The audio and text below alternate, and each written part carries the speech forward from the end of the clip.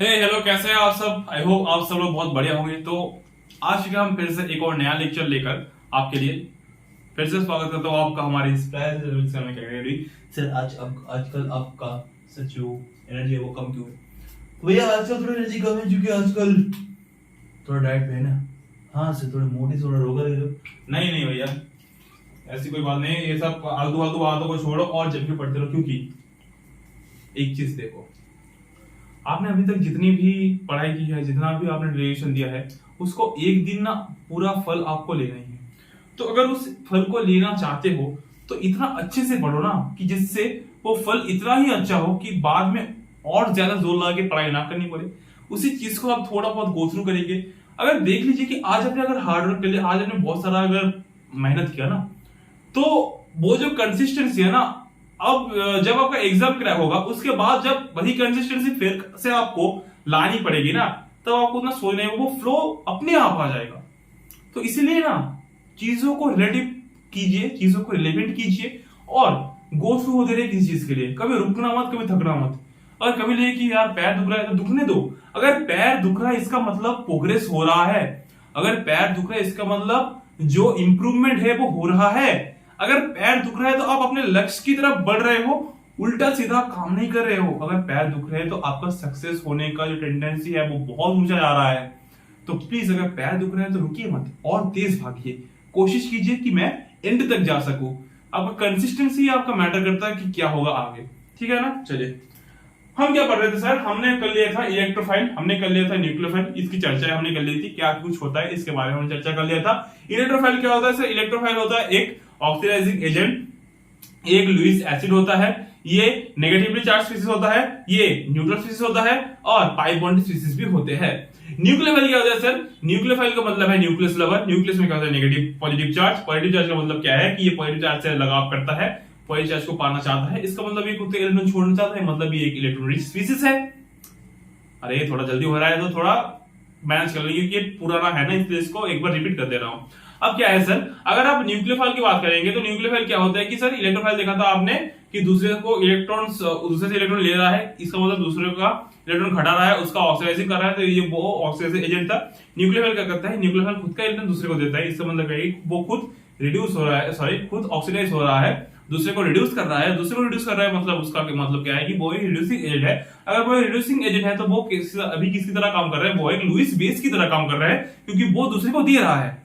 ठीक है। अब जो इलेक्ट्रो न्यूक्लियोफाइल्स होते हैं वो कितने टाइप से होते हैं सर? वो होते हैं बहुत टाइप से। उसके टाइप में क्या होता है कि वो सिर्फ नेगेटिव चार्ज भी होता है, वो न्यूट्रल भी होता है सर, वो पाई बॉन्डेड भी होता है और वो एम्बिडेंटेड भी होता है। एम्बिडेंट का मतलब क्या है कि जो न्यूक्लियोफाइल दोनों साइड से दे सकता हो, जिसके एटलीस्ट दो हाइड्रोजन एटम्स हो।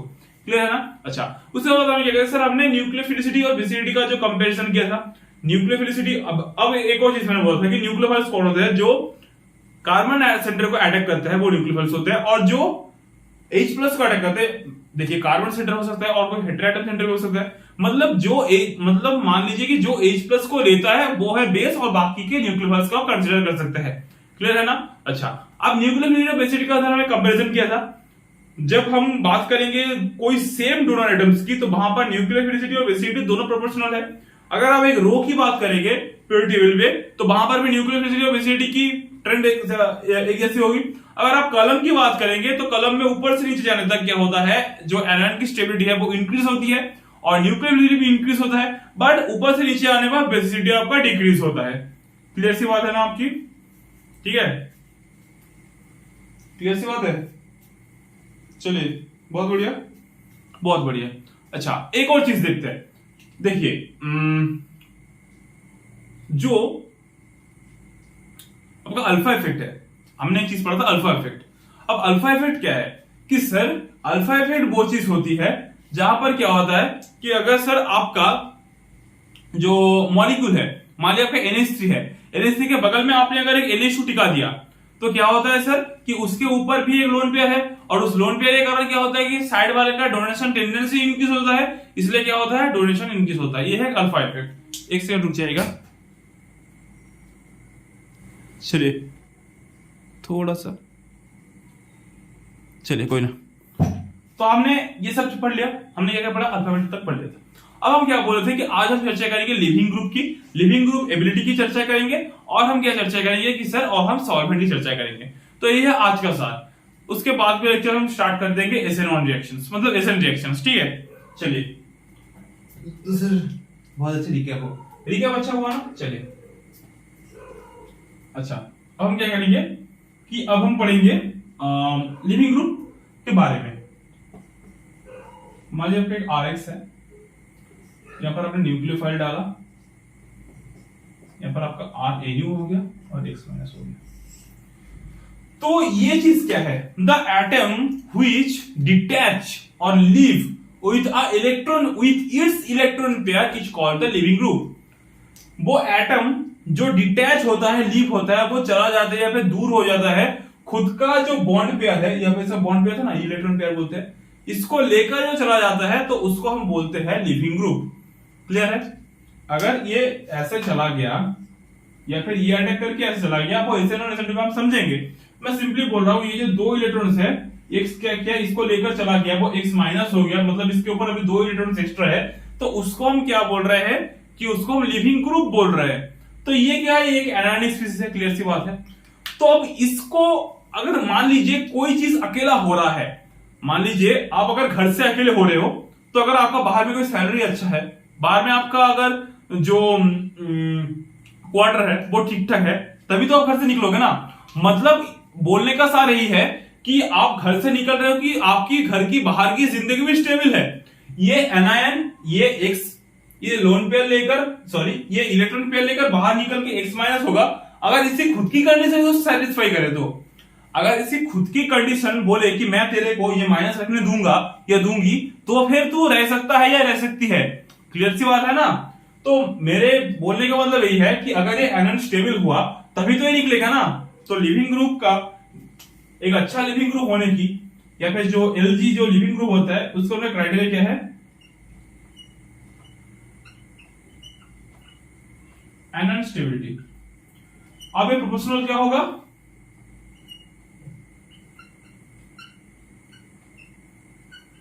Corresponding acid acidity. मतलब अगर ये X माइनस है तो अगर HX हुआ, तो ये जितना अच्छा एसिड होगा, इसकी एसिडिटी जितनी अच्छी होगी, H प्लस उतनी जल्दी लीव करेगा, उतनी जल्दी X माइनस बनेगा।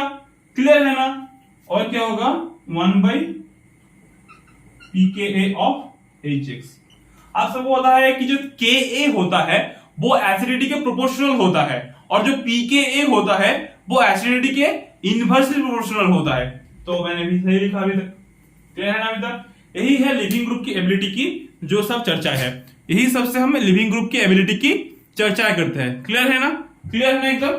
चलिए, बहुत बढ़िया, बहुत बढ़िया, बहुत बढ़िया। अब हम जो आखिरी टॉपिक है, जो रिएक्शन होने के लिए जो क्राइटेरिया थे, उसका जो एक आखिरी टॉपिक है सॉल्वेंट, उसको हम चर्चा कर लेते हैं। सॉल्वेंट क्या होता है? सर सॉल्वेंट वो चीज होता है जिसमें चीज घुलता है। सॉलिड वो होता है जो घुलता है, सॉल्वेंट वो चीज होता है जो सॉलिड को घुलाता है। क्लियर है ना? मतलब ऐसे समझ लो, आपने कटोरे में पानी लिया और चीनी डाला, चीनी आपका सॉल्यूट है। चीनी वो चीज है जो घुलता है, और पानी वो चीज है जो चीनी को घुलाता है। ठीक है ना? क्लियर है ना? तो सॉल्वेंट हमेशा ज्यादा अमाउंट में प्रेजेंट होता है सॉलिड के मुकाबले। चलिए, अब सॉल्वेंट क्या होता है? सर सॉल्वेंट दो तरीके का होता है, एक होता है आपका पोलर सॉल्वेंट और होता है आपका एक नॉन पोलर सॉल्वेंट। क्लियर है ना भैया? हाँ सर, एकदम क्लियर है। देखिए, जो पोलर सॉल्वेंट होता है वहां पर क्या होता है कि sir dipole moment not equal to 0 होता है, मतलब डाइपोल मोमेंट प्रेजेंट होता है। और जो नॉन पोलर सॉल्वेंट होता है वहां पर क्या होता है सर? डाइपोल मोमेंट 0 होता है। सॉरी, ये मेनली हाइड्रोकार्बन कंपाउंड्स होते हैं। ठीक है? मतलब एग्जांपल के तौर पर बोल दूं तो बेंजीन, ये सारे के सारे sp2 हाइब्रिडाइज्ड है। यहां पर इलेक्ट्रोनेगेटिव कोई डिफरेंस नहीं है, सारों के सारे अपने जो डाइपोल मोमेंट है उसको कैंसिल आउट कर देंगे, क्लियर हो जाएगा मामला। ठीक है ना? तो ये एक नॉन पोलर सॉल्वेंट है। आपका मान लो CCl4, ये देखो भाई, ये देखो, ये इधर को जा रहा है, इसका एक टोटल जो रिजल्टेंट है वो इस टाइप का होगा, ठीक है ना, और इसका जो रिजल्टेंट है वो इस टाइप का होगा। ये दोनों रिजल्टेंट दोनों को कैंसिल आउट कर देंगे, ये हो जाएगा एक और बार एक नॉन पोलर सॉल्वेंट। क्लियर है ना? चलिए अब हम बात करें पोलर की। अब पोलर में भी दो टाइप के होता है, एक होता है आपका प्रोटिक और एक होता है आपका एप्रोटिक। ये कौन सी बना है सर? पोलर तो सुना था, नॉन पोलर। प्रोटिक एप्रोटिक क्या है? देखिए पोलर प्रोटिक वो सब है जहां पर क्या होता है सर, मैं इसको मिटा देता हूं नहीं तो मेरे को बोर्ड पे जगह नहीं मिलेगा। आपको नॉन पोलर समझ में आ गया तो मैं आपको पोलर प्रोटिक और पोलर एप्रोटिक के बारे में चर्चा करवाता हूं। सर बहुत मजा आ रहा है, मजा बहुत ही आएगा। अभी तो मैंने बस स्टार्टिंग किया है, अब थोड़ा आगे जाने दो लेक्चर्स को। एसएन रिएक्शंस को आने दो, उसके बाद इलेक्ट्रोफिलिक रिएक्शंस को आने दो, उसके बाद देखना क्या होगा। सॉरी इलेक्ट्रो नहीं, एलिमिनेशन। ठीक है, ठीक है ना? चलिए देखिए बात कर रहे थे प्रोटिक और एप्रोटिक की। क्लियर है ना? तो जहां पर HX बॉन्ड प्रेजेंट है और जहां पर HX बॉन्ड नॉट। देखिए X का मतलब हैलोजन नहीं है bro, this is not halogen. ये कार्बन को छोड़कर और कोई भी हेटेरोएटम है, मतलब यहां पर ये है, ये इलेक्ट्रोनेगेटिव एटम है, ना ही हैलोजन। ठीक है, अब बट नॉट कार्बन। क्लियर है ना? इसका मतलब यह है कि प्रोटीन वो सब हो सकता है कि मान लीजिए आपका है CH3 CH2OH।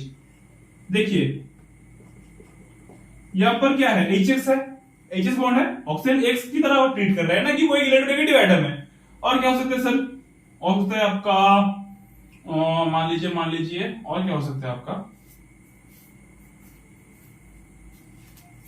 और आप NH3 मान सकते हैं, ROH मान सकते हैं, NH3 भी मान सकते हैं। क्यों? अबे N तो है ना, N क्या है? N एक इलेक्ट्रोनेगेटिव एटम है और H क्या है? H भी ऐसा ही है। ठीक है ना? क्लियर है ना? चलिए और क्या हो सकता है सर? ठीक है, ये इसकी बात हो गई। अब आते हैं पोलर एप्रोटिक में, यहां पर HX बॉन्ड जहां पर प्रेजेंट नहीं हो। ये कैसे हो सकता है कि सर मान लो CH3S डबल बॉन्ड O कर दिया आपने और यहां पर क्या कर दिया, CH3 कर दिया। कमाल है ना सर? सर ये क्या है कि सर, अबे ये क्या हो गया?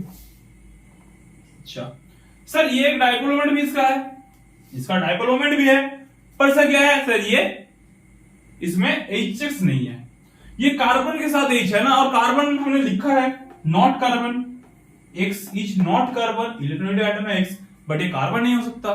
ठीक है ना? चलिए और क्या हो सकता है सर? और मान लीजिए आपका ये देखिए, ये ऑक्सीजन है, यहाँ पर कार्बन पे हाइड्रोजन है ना, ऑक्सीजन में थोड़ी है, अब उन्ना ऑक्सीजन में थोड़ी है, तो ये सब होता है आपका सॉल्वेंट। तो सॉल्वेंट में हमने क्या पढ़ा? हमने पढ़ा पोलर सॉल्वेंट होता है, हमने और पढ़ा नॉन पोलर सॉल्वेंट होता है। पोलर सॉल्वेंट में पोलर प्रोटिक होता है, एप्रोटिक होता है।